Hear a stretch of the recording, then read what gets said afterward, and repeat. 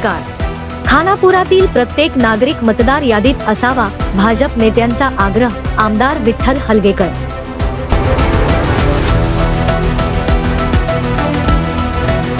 खानापुरातील प्रत्येक नागरिक मतदार यादीत असावा, भाजप नेत्यांचा आग्रह. आमदार विठ्ठल हलगेकर.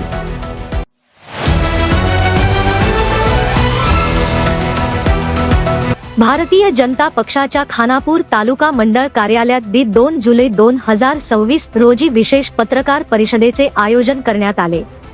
या पत्रकार परिषदेला तालुक्यातील पत्रकार, सामाजिक माध्यमांचे प्रतिनिधी तसेच विविध वृत्तवाहिन्यांचे प्रतिनिधी मोठ्या संख्येने उपस्थित होते. यावेळी आमदार श्री विठ्ठल हलगेकर यांनी खानापूर तालुक्यातील नागरिकांना महत्त्वाचे आवाहन केले.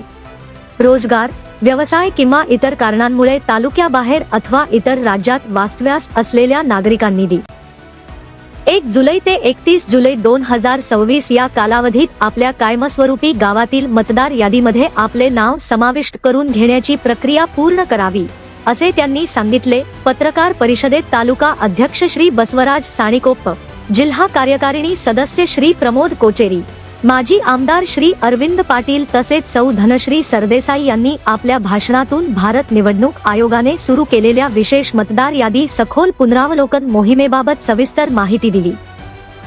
मतदार यादीची अचूकता, नव्या मतदारांची नोंदणी आणि आवश्यक दुरुस्त्यांचे महत्त्व यावर त्यांनी विशेष प्रकाश टाकला.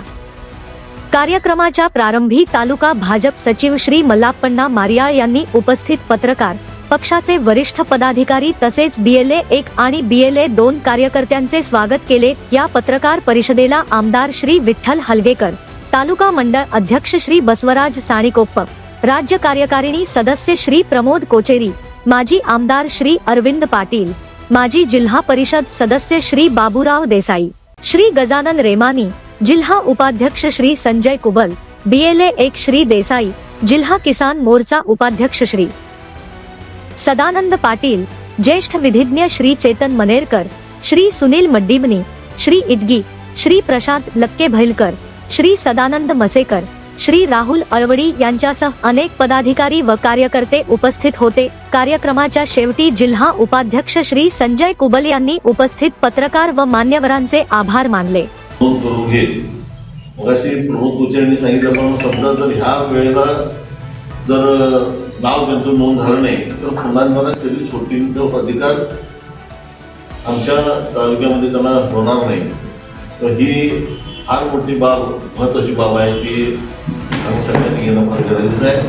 त्यासाठी हे पत्रकार बोलवलेलं आहे. पत्रकारांना नाही पक्षाच्या वतीनं वैयक्तिक आमच्या तालुक्याच्या दृष्टिकोनातून त्यांना मी विनंती करतो की जास्तीत जास्त प्रसिद्धी आमच्या प्रेसिडेंटच्या बद्दलची द्यावी, त्यांना विनंती करतो.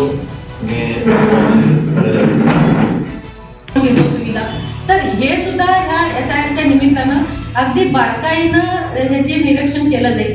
पक्षाच्या वतीनं, भारतीय जनता पार्टीच्या वतीनं त्याच्यावर बारीक काम करण्यासाठी आमचे प्रत्येक बूथला 3 कार्यकर्ते नेमलेले आहेत. सरकार पण त्याच्यात इन्व्हॉल्व आहे, दुसऱ्या बाकीच्या पक्षाचे लोक पण त्याच्यात इन्व्हॉल्व आहे. तर हे अगदी पूर्ण देशभर ही मोहीम चालू आहे. अगदी बारकाईनं देशाचं नागरिकत्व किंवा त्यांना ज्या काही सोयी सुविधा दिल्या जातील, डबल नाव असू नये किंवा काही नागरिक असे आहेत की जे काही त्यांना हे नसताना, काही आधार नसताना ते देशामध्ये राहत आहेत, अशा लोकांचं त्यांचं ओळखपत्र निर्माण व्हावं किंवा त्याची ओळख काय आहे ती उजेडात यावी, अशा पद्धतीचं हे जे काम आहे ते देशाच्या एकूण लोकशाहीच्या निमित्तानं अतिशय चांगली गोष्ट चालली. त्याच्यामध्ये पत्रकारांचा पण फार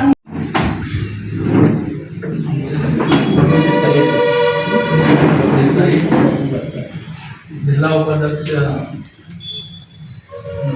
चालवण झालं ते खूपच आहे. शहर उपाध्यक्ष ॲडव्होकेट चंदन मनेरीकर,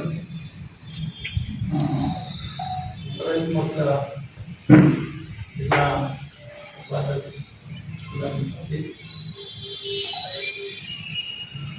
युवा सेक्रेटरी जिल्हा मणी आणि समोर बसलेली सगळी पत्रकार मंडळी आणि तुमच्या माध्यमातून जे बाहेर जाऊन राहिले गोव्यामध्ये असू दे, कोल्हापूर असू दे, मुसलकरांचे असू दे, कुठं बी असू दे त्यांनी मतदान आपलं गावातच करून घ्यावं. आम्ही सर्व ज्येष्ठ मंडळीकडून त्यांना आम्ही विनंती करावं. त्यासाठी गोव्यातले असू दे कुठले कोणी पण तिथं न करता आपलं मत तिथं त्यांनी ठेवा. ह्या विनंतीचा तुमच्या माध्यमातून सरकारनं हे आपलं तुमच्या मार्फत आणि प्रेक्षक माध्यमातून त्या लोकांना कळावं आणि साध्या भाषेमध्ये हे लोकांपर्यंत पोहोचलं तर लोक जागृत होतात. सरकार माध्यमातून आम्ही आमच्या सोशल मीडियाने केलो SR म्हणजे काय आणि काय तर आम्ही नुसतं आमच्या बूथ लेवलच्या बिलकुल माहिती दिलेलं आहे. कारण हे जनरल माहिती भरण्यासाठी पार्टीनं आज भूमिका घेतलेली आहे. त्यासाठी एकच विनंती आहे की सर्व ते लोक आपले जे मतदार आहेत कामासाठी गोव्याला गेले टेम्पोरी आज नोकरीला आहेत, हॉटेलमध्ये आहेत, त्यांनी बरंच तिथं नक्कीच तिथं राहिले आहेत आणि तिथं घरामध्ये त्यांचा आधार कार्ड आहे तर ते वस्तू वेगळा तर त्यांचं मतदार इकडे करून ह्या दृष्टिकोनातून एक विनंती आहे तुमच्या माध्यमातून त्यांनी इकडे घ्यावं. मतदानमध्ये यादीमध्ये फोटो एक द्यावं लागते. 2 फॉर्म असतात ते दोन्ही फॉर्म भरावं पाहिजे. साधी गोष्ट म्हणजे जे BLO ऑफिसर होतो बरोबर येतो आणि 3 वेळा व्हिजिट करतो घराला. ते 3 वेळा आल्यानंतर त्यांच्याकडे आम्ही जाऊन तरी करून घ्यावं लागते. 2 फोटो फॉर्ममध्ये व्यवस्थित भरून काय काय डिटेल्स आपण द्यायला पाहिजे. 2002 मधला वोटर यादीमध्ये जे वडील असू दे, आई असू दे, कोणाचं त्या बेसवर आपला जे वोट काउंट होत असतात रत्ना असू दे, जुना असू दे. त्यासाठी सिंपलमध्ये एवढं सांगायचं आमच्या तालुक्यामध्ये जे बाहेर आहेत त्यांनी आपलं मतदान इथं करून घ्यावं ते आमचं कळकळ घेऊन. आणि मग येणाऱ्या मतदानामध्ये विधानसभेचं, लोकसभा असू दे, पंचायत असू दे, येणारं त्यांचं वोट नाही असं राहू नये आणि आपल्याला ते मतदान आम्हाला फायदा होणार आहे. जे भारतीय जनता पार्टीला फायदा होणार ह्या सरळ याचं सांगायचं भारतीय नुकसान होऊ नये त्या दृष्टीनं काळजी घेण्यासाठी आम्ही आज प्रेसेक बंद ठेवलेलं आहे. कमीत कमी 2000 किंवा 4000पर्यंत मतदान बाहेर असता आम्ही ज्यावेळी इलेक्शन येतो त्यावेळेला त्यांना कसं राहायचं मतदान करून घ्यायचं आम्ही प्रयत्न करत असतो. तर वोटरमध्ये ह्या वेळा कसं होणार आहे वोटरमध्ये तर त्याचा प्रश्नच येत नाही. खरं त्यांना वाचून घेण्यासाठी आमचा एक प्रयत्न आहे. भारतीय जनता पार्टी सर्व देशमध्ये प्रयत्न आहे त्यासाठी प्रेस लोकांचं